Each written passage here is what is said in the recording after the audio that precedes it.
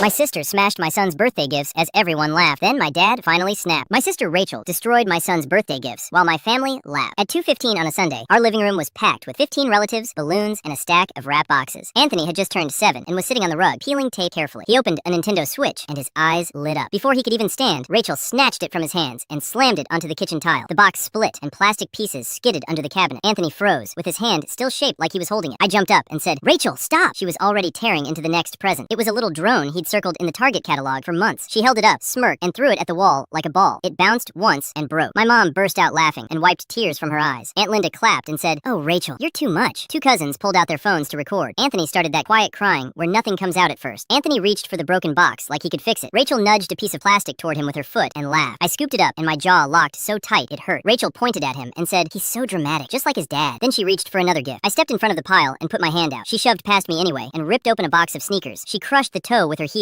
and grinned. My mom finally looked up from her wine and said, still smiling, "Let her, it's funny." I looked around the room, waiting for anyone to say this was wrong, but people just stared or shrugged. Then my dad stood up. Raymond is 68, quiet, the kind of man who never makes a scene. He's worked the same factory job for 42 years, and I can't remember him ever raising his voice. He'd been sitting in the corner, watching Rachel with a look I'd never seen. He walked to the center of the room and said, calm and clear, "Margaret." My mom's smile flickered. "What, Raymond?" Dad didn't answer right away. He twisted his wedding ring once, then pulled it off and dropped it on the coffee table. The clink made everyone go still. Then Dad said 4 words, quiet but final. "I'm done protecting you." My mom's wine glass slipped and spilled red across the carpet. Rachel stopped moving like someone hit pause. My mom whispered, "Raymond, what are you doing?" Dad said, "I found the journals." My mom went pale. "What journals?" I asked. "Dad, what is this?" Dad pulled out his phone and said my mother had written down everything Rachel's done since she was 15. 23 years, with dates, names, and details. After every entry, she wrote the same line. "Talk to Rachel. She promised to do better." Rachel snapped, "That's private." Dad finally looked at her and said, "You don't get privacy for what you do to other people." Then he looked at me and said, "Including the time she called your first job and told them you had a criminal record." My stomach dropped. I'd wondered for years why they fired me after 2 weeks. My mom opened her mouth, but no words came out. Dad kept his voice steady. He said, "I've already sent copies to my lawyer, Gerald Mitchell, and the divorce papers get filed tomorrow morning." A few people gasped. My mom grabbed his sleeve and begged, "44 years, please." Dad pulled his arm back and said, "You had 44 years to stop this, and you chose her every time." Then he turned back to Rachel. "I also sent copies to your employer," he said. Rachel's face went white. "Westbrook Elementary should know their assistant principal has a documented habit of wrecking kids' things for fun." Rachel shook her head fast. "No,